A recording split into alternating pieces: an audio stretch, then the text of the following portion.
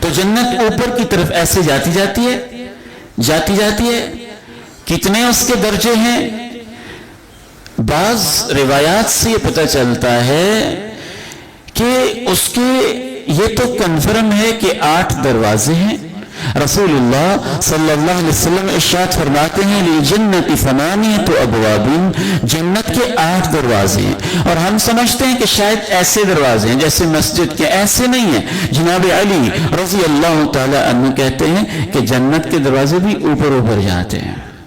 یہ پہلا دروازہ، یہ دوسرا، یہ تیسرا، یہ چوتھا، یہ 5واں، یہ 6واں، یہ 7واں، یہ 8واں. جنت کا ایک دروازہ، اس کا نام باب الصلاۃ ہے. یہ نماز پڑھنے والے، نفل پڑھنے والے، تہجد پڑھنے والے، اشراق پڑھنے والے، زیادہ سجدے کرنے والے، نوافل پڑھنے والے، ضحیٰ پڑھنے والے، اوابین پڑھنے والے، سجدہ سے محبت کرنے والے، ان کے لیے دروازہ رکھا گیا ہے. یہ تو سوچا نہیں جا سکتا نا کہ فرض نماز کوئی نہ پڑھتا ہو اور اس کے لیے وہ دروازہ ہو. نہیں، اس کے لیے تو دروازہ بند ہے.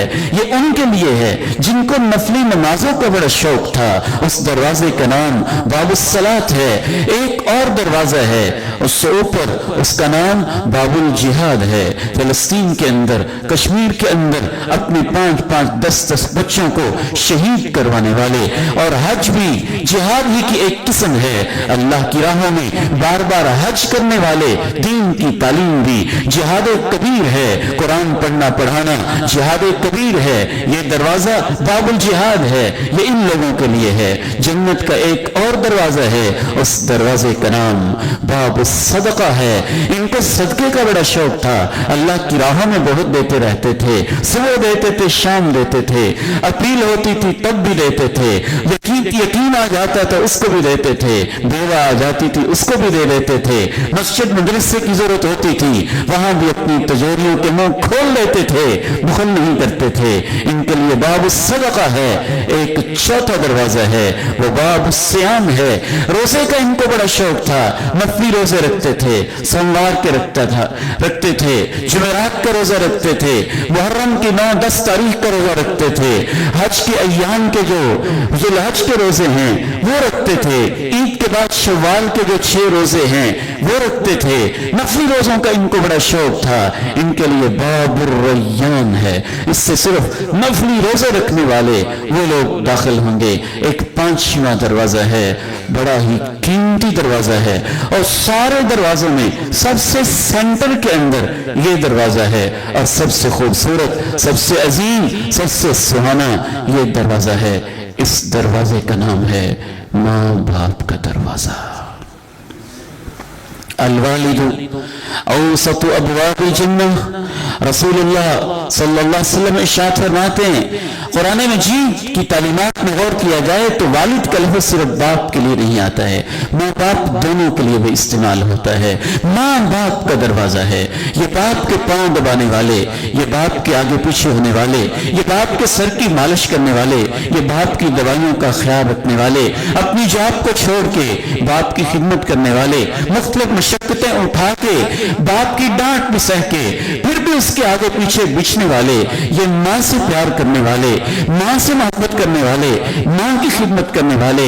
بوڑھی ماں جو کنگارتی ہے، جس کی کمر دوری ہو چکی ہے، جس کے لیے شاید بیوی بھی اتنی خوش نہیں ہے لیکن پھر بھی اپنی ماں سے چمٹے ہوئے ہیں، اس کا خیال رکھتے ہیں، یہ اپنے باپ کا خیال رکھتے ہیں. میرے نوجوان بیٹے، رب ذوالجلال کی عزت کی قسم اٹھا کے کہتا ہوں، یہ جنت کا بہت خوبصورت اور بالکل سینٹر کے اندر دروازہ ہے. اور جو ماں باپ کو ستاتا ہے یہ دروازہ اس کے لیے ایک نہیں، سارے ہی دروازے بند ہو جاتے ہیں. وَقَضَى رَبُّكَ أَلَّا تَعْبُدُوا إِلَّا إِيَّاهُ وَبِالْوَالِدَيْنِ إِحْسَانًا إِمَّا يَبْلُغَنَّ عِندَكَ الْكِبَرَ أَحَدُهُمَا أَوْ كِلَاهُمَا فَلَا تَقُل لَّهُمَا أُفٍّ وَلَا تَنْهَرْهُمَا وَقُل لَّهُمَا قَوْلًا كَرِيمًا. مت ان کو بہت سمجھنا. یہ سفید داڑھی والے بزرگ، یہ جھکی ہوئی کمروں والی مائیں، चंद दिन के मेहमान हैं आपके पास। ये जन्नत के दरवाजे हैं, इनको संभाल के रखना। तुम्हें जन्नत के दरवाजों से आवाजें दी जाएंगी। तो उस दरवाजे का नाम बाबुल वालिद है। एक और दरवाजा है, उस दरवाजे का नाम अल-बाबुल अयमन है। ये बड़ा ही खूबसूरत दरवाजा है। सबसे पहले ये दरवाजा खुलेगा और ये अल-बाबुल अयमन, अल्लाह के तो दोनों ही हाथ दाएं हैं, हमारे हिसाब से बताया गया वो रब करीम के रहमान के अर्श के दाएं जानब है। और इससे जो दाखिल होंगे अल्लाह उनको बगैर हिसाब के जन्नत में दाखिल कर देगा। और जो इस दरवाजे से दाखिल होने वाले होंगे उनके पास एंट्री की इजाजत बाकी दरवाजों से भी होगी। इमाम कायनात अर्श के नीचे सजदा करेंगे और आपसे कहा जाएगा इरफा रस सल तोता, सर उठाओ जो मांगो तुम्हें दिया जाएगा।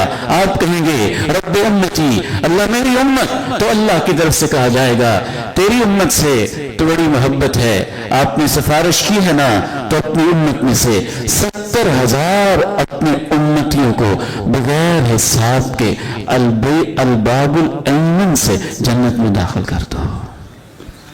ये तवक्कुल करने वाले लोग होंगे, इनकी तौहीद बड़ी मजबूत होगी, इनका अल्लाह पे ईमान बड़ा होगा, इनका अल्लाह पे यकीन बड़ा होगा। एक और दरवाजा है, उस दरवाजे का नाम बड़ा खूबसूरत नाम है।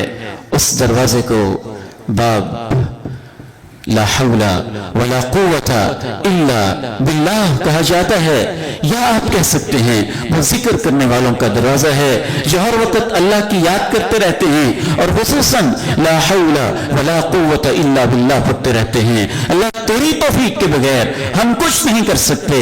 जरा गौर कीजिएगा, आपकी जुबान पे कभी या अली मदद आता है, कभी या गौस मदद आता है, कभी या फलां मदद आता है, कभी या फलां मदद आता है, कभी या अब्दुल कादिर जिलानी मदद आता है।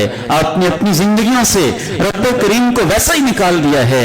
ये उनका दरवाजा है जिनका अपने रब के ऊपर तवक्कुल और यकीन ऐसा था कि वो इब्राहिम जिसको आग में फेंका गया है, जिब्रील उससे भी कहता है मेरी मदद है, तो बताओ, कहते हैं अल्लाह ने भेजा है तो तेरी बड़ी जरूरत है। अम्मा इलैका फला, अल्लाह को छोड़ के तेरी मदद की मुझे कोई जरूरत नहीं है। ये तवक्कुल वालों का दरवाजा है। इसको बाब ला हौला वला कुव्वता इल्ला बिल्लाह कहा जाता है। और ये खुसूसन इमाम कायनात ने अपने खादिम को बताया था। साद इब्न उबादा के बेटे कहते हैं कि मेरे वालिद मोहतरम ने मुझे अल्लाह के नबी की खिदमत में पेश कर दिया, ये मेरा बेटा आपके लिए है, आपकी खिदमत करेगा। कितने खुश नसीब थे। कहते एक दफा मैं नमाज पढ़ के फारिग हुआ, इमाम कायनात ने प्यार के साथ अपने पांव से मुझे हिला के कहा तुम्हें जन्नत के एक दरवाजे के बारे में ना बताऊं? जी बताइए। कहा ला हौला वला कुव्वता इल्ला बिल्लाह पढ़ते रहा करो। ये जन्नत का एक दरवाजा है। जन्नत का एक और दरवाजा तौबा वालों के लिए है।